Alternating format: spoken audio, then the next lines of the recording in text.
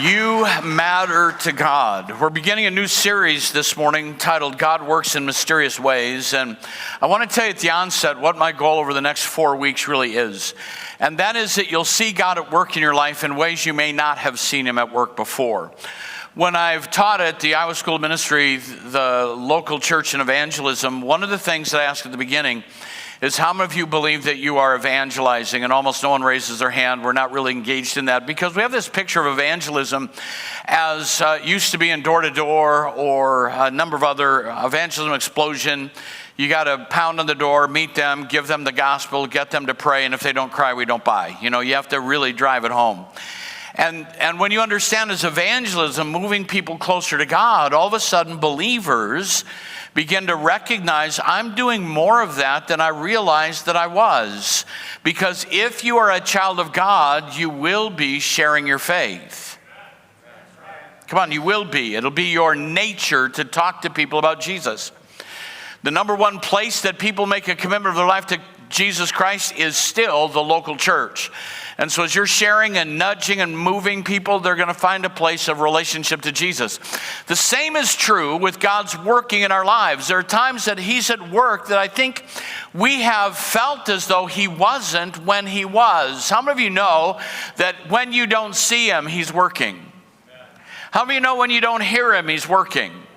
Come on, I said, how do you know when you don't know it, he is still on the throne, he's still on the job, he's still at work, he's doing things that we're oblivious to.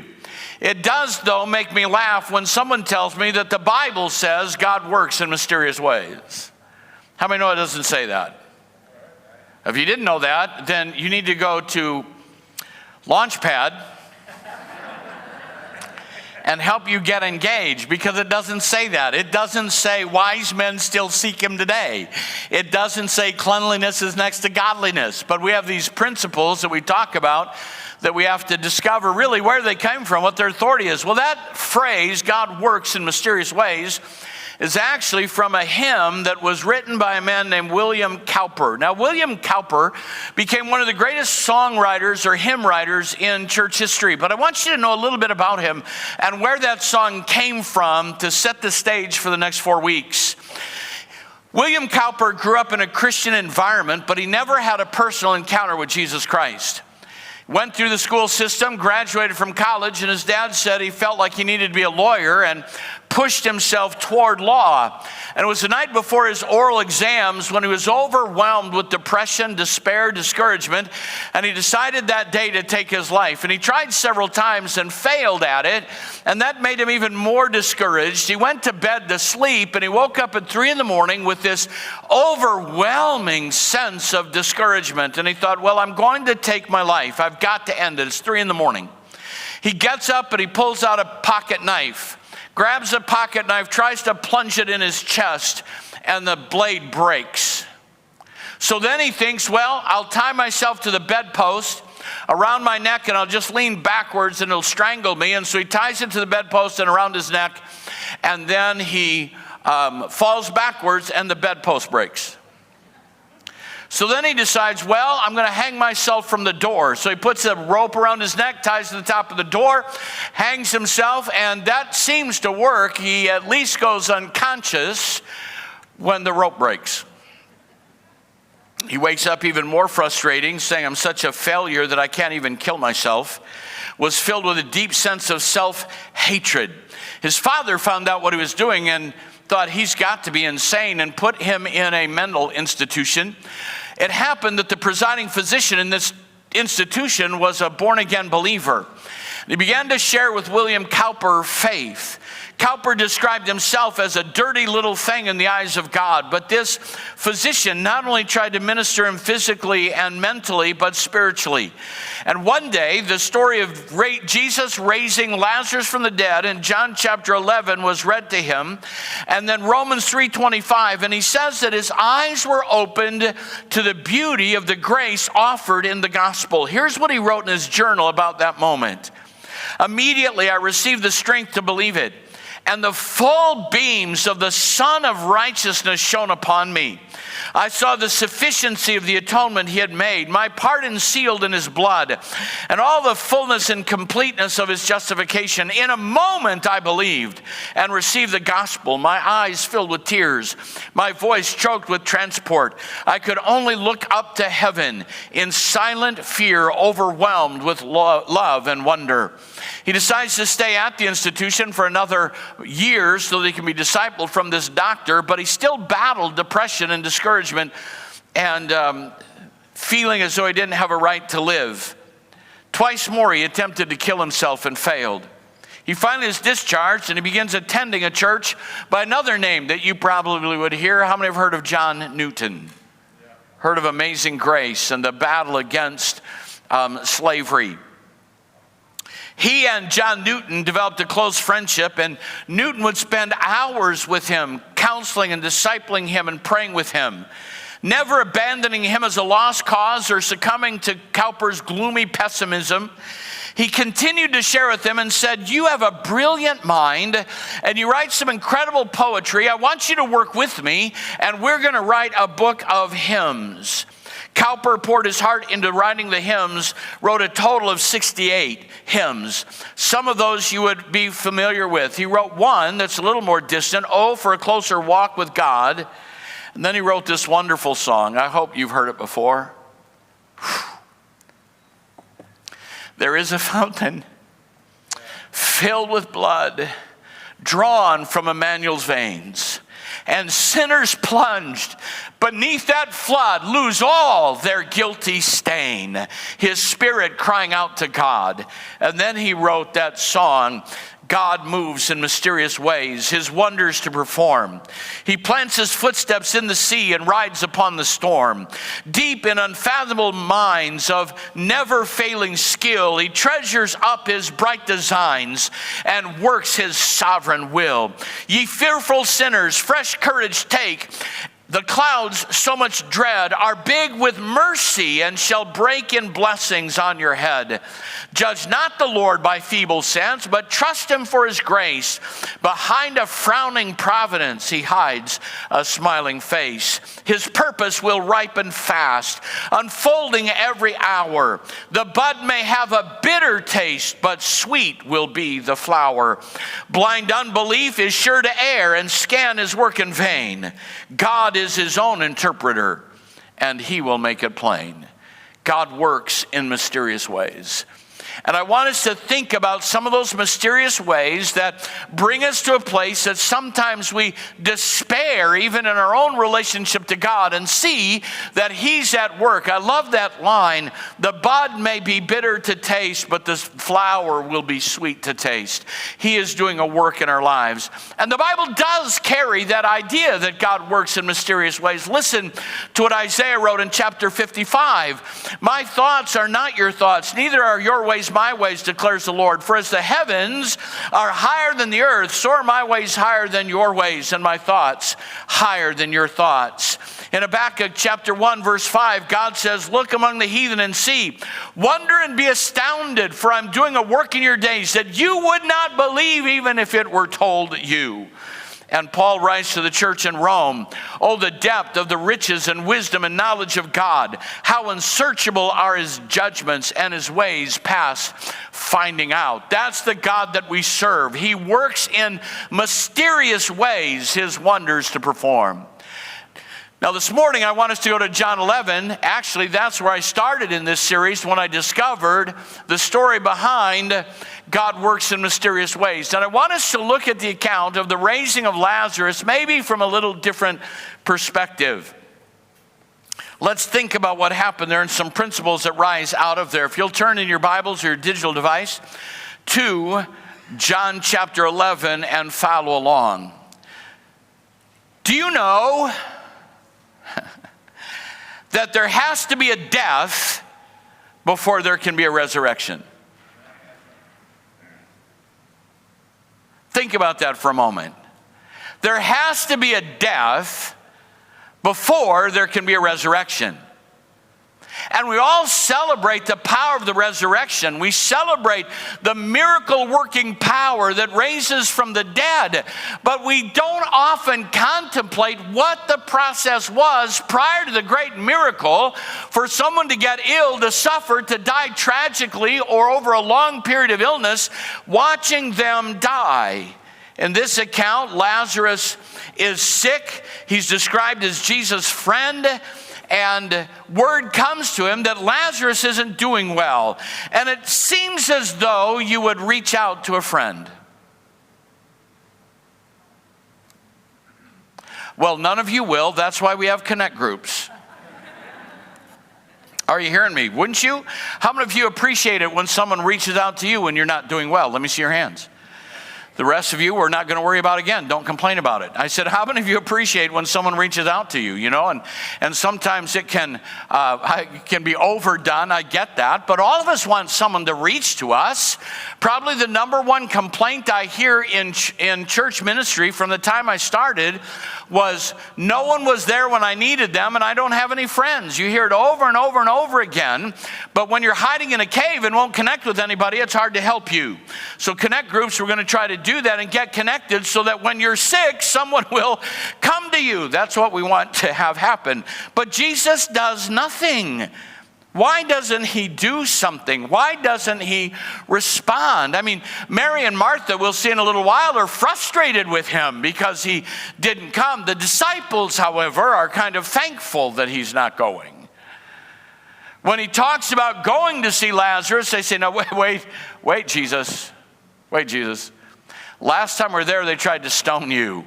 Are you sure you want to go back there? And finally, Thomas sums it up by saying, let's go with him so that we can die with him. What a great friend to have on your team. 2 days, let's go to Judea. Well, if he's sleeping, he's doing better. We don't need it to go. And I want you to notice what Jesus said. Look at verse 4. This sickness will not end in death. No, it is for God's glory, so that God's Son may be glorified through it. And then we jump up to verse 14. Jesus told them plainly, Lazarus is dead, and for your sake, I am glad I was not there.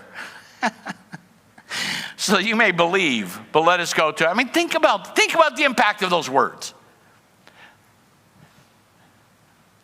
You have someone in your family that dies, and you come to the office and say, nobody came. And one of the staff says, yeah, I'm glad we weren't there.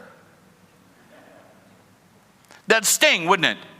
You wouldn't have any concept for what was being discussed. Why would Jesus say that? Why would he say, I was glad that he died? Why would he say this won't end death? But it does end in death. He said, I'm glad I was not there so that you might believe. We celebrate testimonies of great victories, but we don't celebrate the problems that brought the need for the victory. There is no mountaintop without a valley before it and after it. You can't have a resurrection until someone dies. So let me ask you, have you ever been in a place where you wondered, God, why aren't you doing something?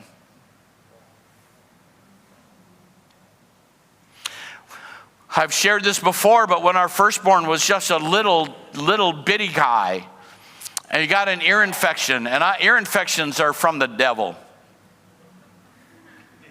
Have you ever had a kid with ear infection? The only way they stop crying is when you hold them upright.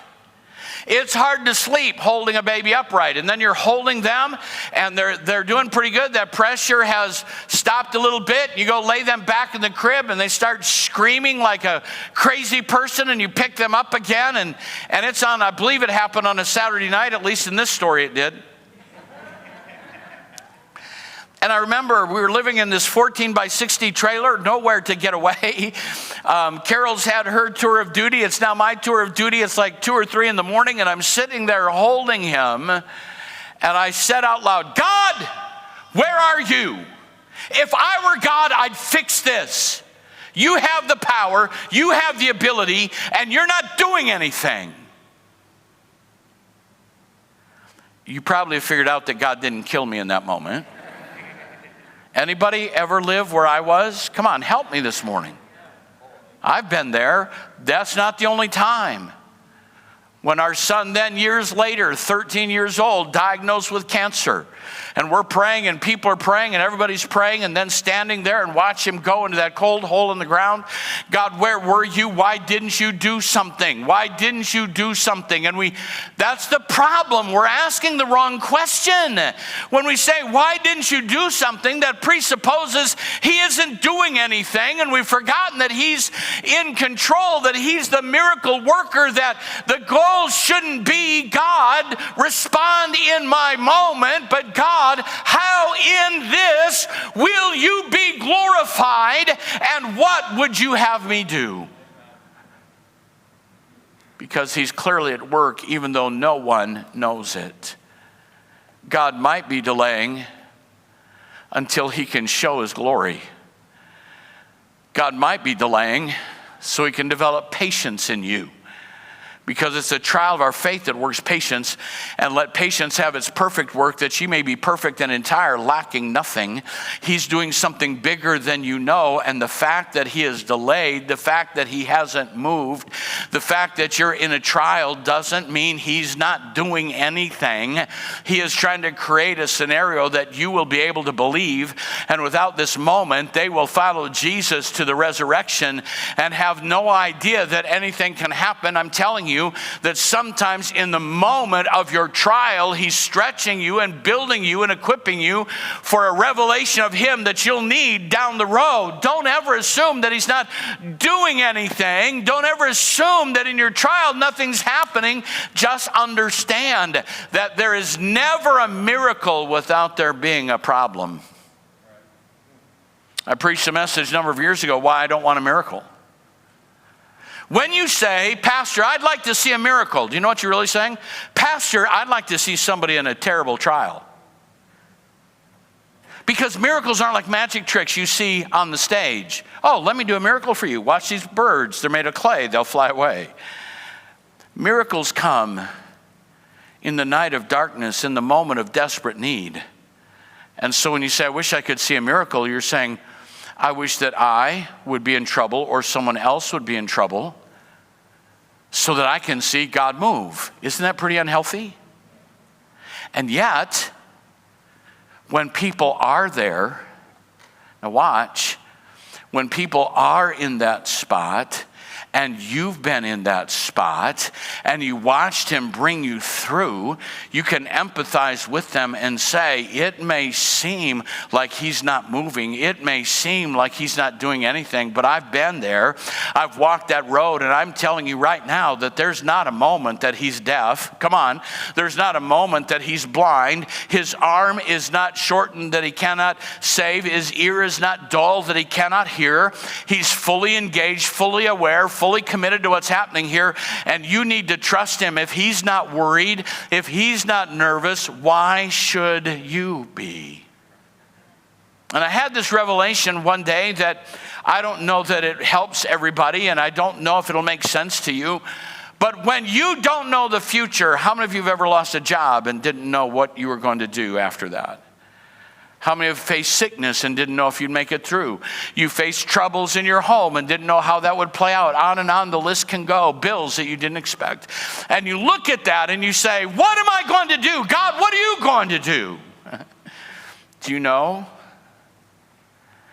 that he already knows what he's going to do? That's why he's so calm. He already knows what he's going to do. So if you can learn to trust him, that he's the one who already knows what he's going to do, you can trust him in the delay, in the lack of response from human perspective, because there cannot be a resurrection without there being a death. In other words, you can't see the glory of God until there's a need for the glory of God to be manifested. Second, this deliberate divine delay teaches us, delay reminds us that we're not in charge. Delay reminds us that we're not in charge.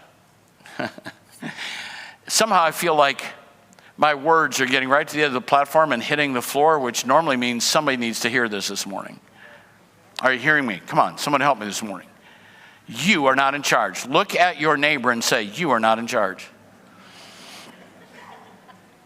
Didn't that feel liberating?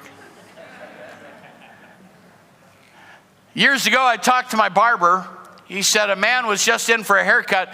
They'd been married 65 years. I said, well, that's amazing. He said, yeah, I asked him what the secret to a long marriage was. And the old man said, it's simple. It's simple. When we're in the house, she's in charge. She decides where the furniture goes. She decides what we'll eat. She decides everything that goes on in the house. When I go outside, I'm in charge. I'm in charge of the yard. The garage is mine. The storage shed is mine. So when we're in the house, she's in charge. When I go outside, I'm in charge. And when she comes outside, she's in charge again.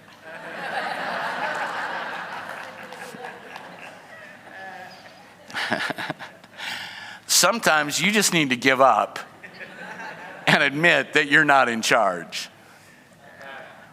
In our spiritual walk, there are no vacancies in the Godhead.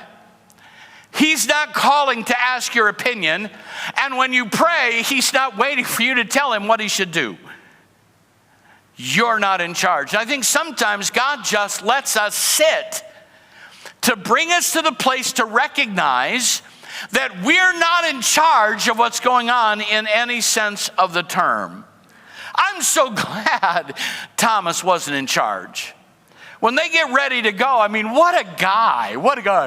If there ever was an Eeyore, I'm working on a leadership paradigm based on the Wizard of Oz, but I also think that there should be a discipleship paradigm based on Winnie the Pooh. Because we have too many Eeyores in the kingdom of God. How many know who Eeyore is? It's bad, but it's going to be worse. And I'm so glad I'm a Christian.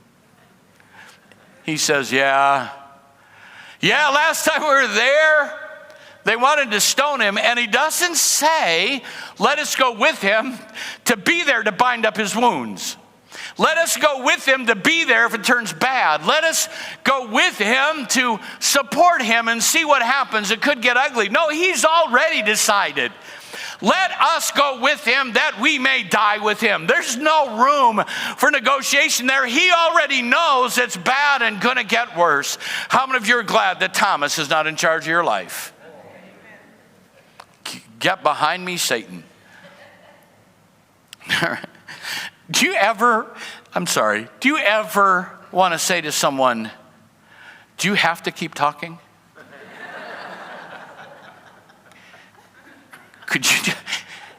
Here's some coffee. Could you drink it? Maybe it'll burn your tongue and you have to suck on ice and I don't have to listen to any more of this. I don't have to listen anymore. Do you have to? Let's go with him that we die with him. I'm so glad that the Eeyores are not in charge of the kingdom of God. Jesus wasn't an Eeyore. God the Father is not an Eeyore. God the Father is the God of all glory and might, and he's not in charge. Jesus had already told them that this would not end in death so that their faith would be strengthened. Thomas only saw the option of death. Good news, Thomas is not in charge of the outcome.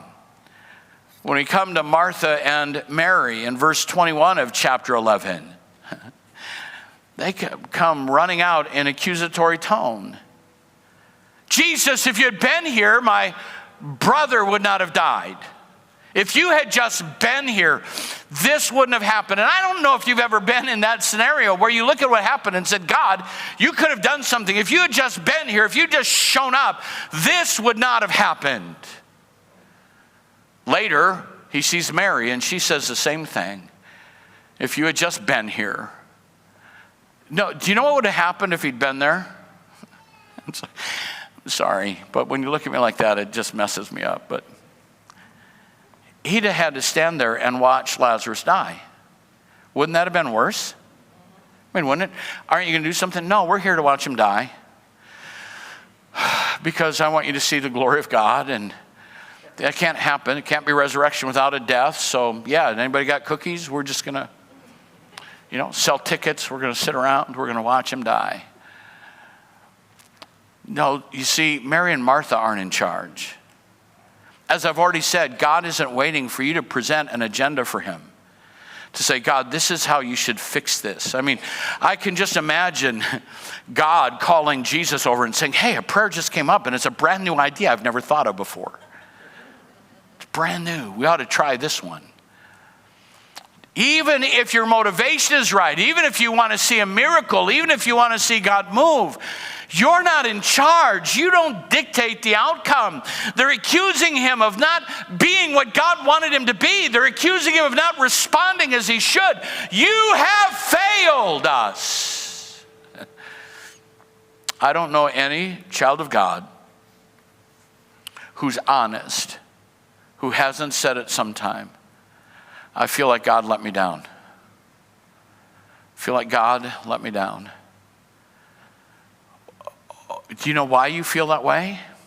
Because you've scripted a response that you expected God to perform. And when he didn't perform, he failed your plan. Do you know why your plan needs to fail? To remind you that you are not in charge. He has a multitude of ways of responding to every situation that comes to us, and he will bring the answer to pass. Jesus challenges them to do what? If you had been here, what does Jesus say? What did I say to you? But if you had been here, what did I say to you? I said, if you will believe, you will see the glory of God. Now listen to me.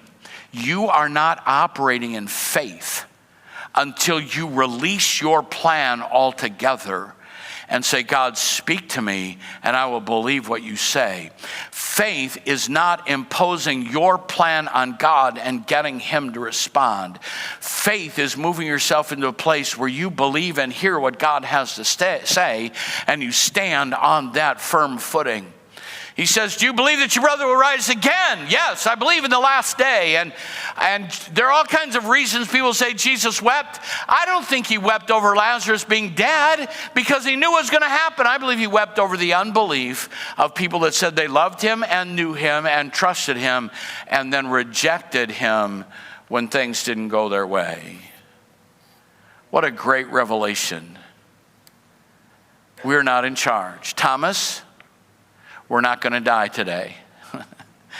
Mary and Martha, this story isn't over.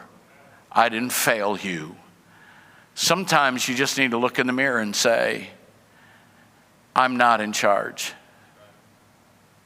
I'm not in charge. Sometimes we arrive at a destination that we appreciate, but we didn't enjoy the journey. Come on, anybody know what I'm talking about? Didn't enjoy how I got here, but I believe I'm in the right place. Delay reminds us that we are not in charge. And last, now listen to this carefully, please. A temporal miracle will never solve a spiritual problem. A temporal miracle cannot solve a spiritual problem. Lazarus is dead. That's a temporal problem. There's a day coming that death and dying will be gone. And we know that when we die, we go to heaven to live forever. Death is a temporal problem. There's a day coming that enemy called death will be done away. Every time we stand at a grave, every time I do a funeral, I try to remind them that this isn't the end of the story. This isn't the end of the journey. This is a transition moment, and we need to remind ourselves that we're going from here to an eternal destination. It's interesting to me how the language goes. Look at verse 43. When he said this, let me back up to verse 42. Father, I thank you that you have heard me. I knew that you always hear me, but I said this for the benefit of the people standing here, that they may believe that you have sent me. I'm not praying because I don't think you've heard me. I'm praying because they need to know that you sent me. And there's a specific language used here that sometimes we just read over, but I think it's an intentional statement to grab our attention. When he had said this, Jesus called in a loud voice, Lazarus.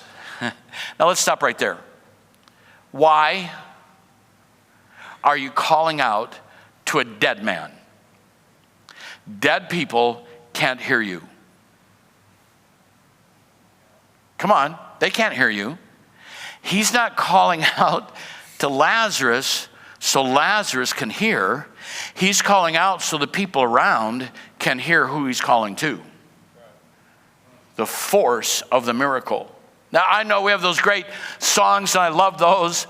I love the song that kind of tells the story of Lazarus in heaven, and he's sitting down with Moses and Elijah and the prophets, and they're all telling stories, and all of a sudden he's in heaven and he hears, Lazarus. What is that? Lazarus.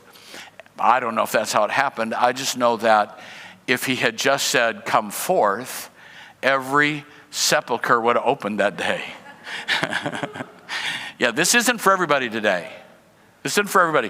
Why wasn't it for everybody? Because that day hadn't come yet. That day will come, hadn't come yet. And there was a purpose in Lazarus coming back from the dead. He didn't talk about this. But let me just ask you, do you think Lazarus was glad he got raised from the dead? I wouldn't have been. I wouldn't have been. I mean, dying once, don't want to do that. But when that happens, and then you wake up, where is he? He's not in limbo. He's not in purgatory. To be absent from the body is the presence of the Lord. He's in. Now, I've got something to say here. Someone's not going to like this, but it's all right. It's all right, because you need to hear it. Lazarus was in the presence of God. You know what that means? He saw Jesus. He saw the pearly gates. He saw the streets of gold. He was there. He saw it. And he came back from the dead, but he didn't write a book about it.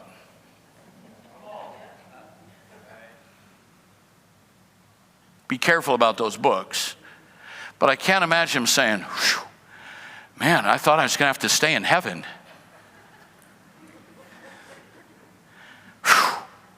Man, I'm glad that's over with. This earth is such a great place. Now, you'd say that if you went to hell, but not if you went to heaven. He calls him back. Lazarus, come forth. And then the Bible says, this has really made me smile, the dead man came out. John wants you to know, this wasn't a stand-in. This wasn't a trick. Lazarus, come forth. And the dead man came out. He was dead, buried, or entombed. He's done with this life's journey. And he comes out. There's a whole other sermon here, but he comes out. His hands and feet wrapped with strips of linen and a cloth around his face. I'm just telling you, would you read this story like it really happened? Can you imagine one moment, last you knew, you were getting kind of tired, not feeling good, and you just kind of slip away. We don't hear anything other than he just kind of slipped away, and you wake up in heaven. Then you hear your name called, and the next thing you know, you're standing up, wrapped in grave clothes, with cloths around your face. I would have freaked out. Trying to get out of that, like, what?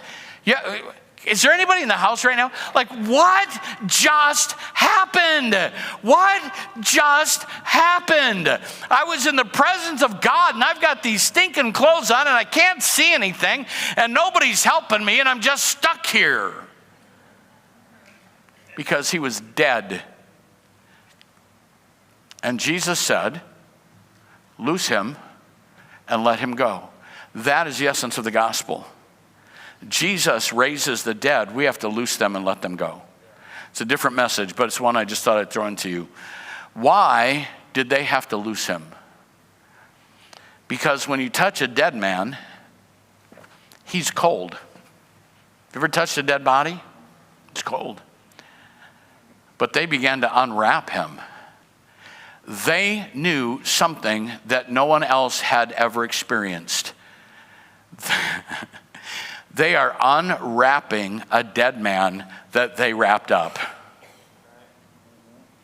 They knew he was dead. They could have attested to that, and God wanted this demonstration of the resurrection to be hands-on. They're going to need it in a little while when they see Jesus hanging on the cross and they hear stories of the resurrection. He wanted something in their hand. He wanted them equipped to be able to believe. He wanted them to be able to stand in faith, and there's a demonstration that they will be able to hold on to when a bigger battle is fought. But the miracle of resurrection didn't solve the physical problem or the spiritual problem. Lazarus is going to die again. He's going to die again. It's like rerun. Death 101. I wonder what his tombstone said. Like 30 AD to 60 or whatever. 1950 to 1980 and 1980. Like there's two sets of, what happened here? Well, that was that little window that he stayed alive. There were a couple of years there he came back from the dead. What an incredible story. But it didn't solve death. It didn't solve death. Often we think if we change our circumstances, everything will be okay. Changing your circumstances won't help if the problem is spiritual. If you move away to get away from a problem, I hate to break this to you, but that problem will go with you. Why? Because you go where you go. That problem's going to go with you. Well, if I had a different job, if I had more money, if I had a different spouse, if I had different kids, if I had a different car, if I had a different gun, if I had a different, on and on it goes. If I could just change my circumstances, everything else would change.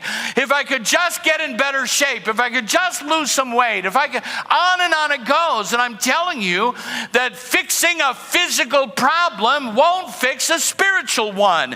And none of those other things are wrong. It's wrong when you try to fix a spiritual problem with temporal physical change. It won't fix it.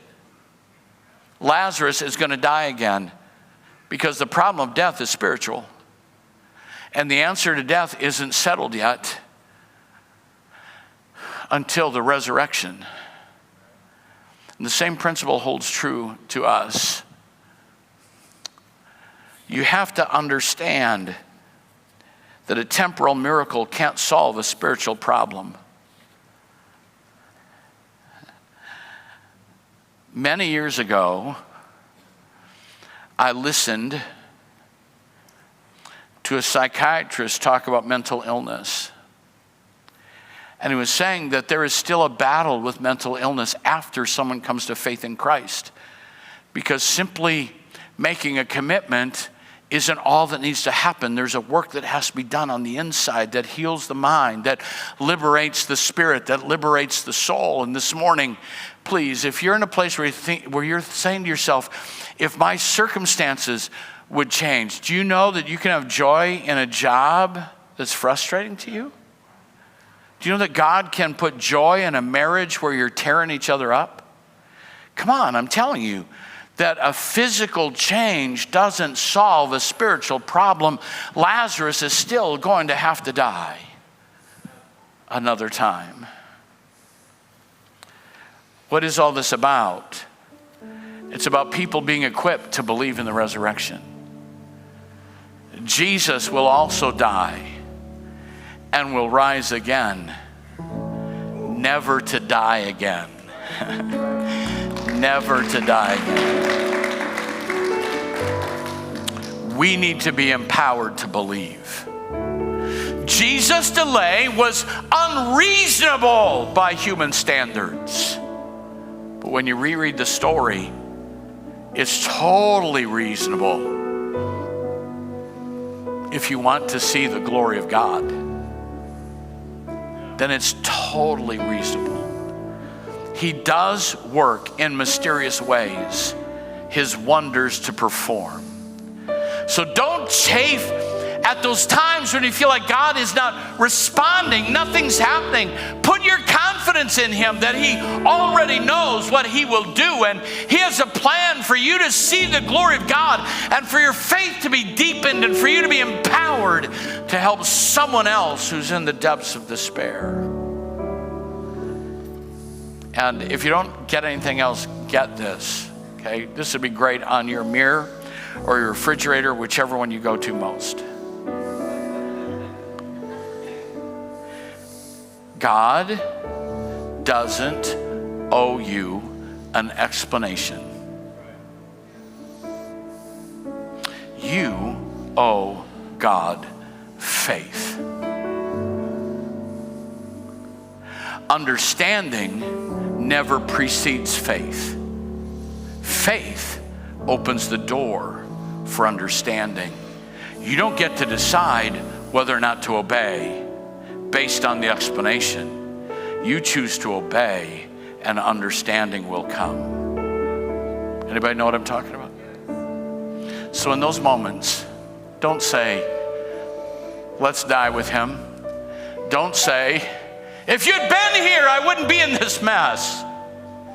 Just remember, if you'll believe, come on, if you'll believe, you will see the glory of God.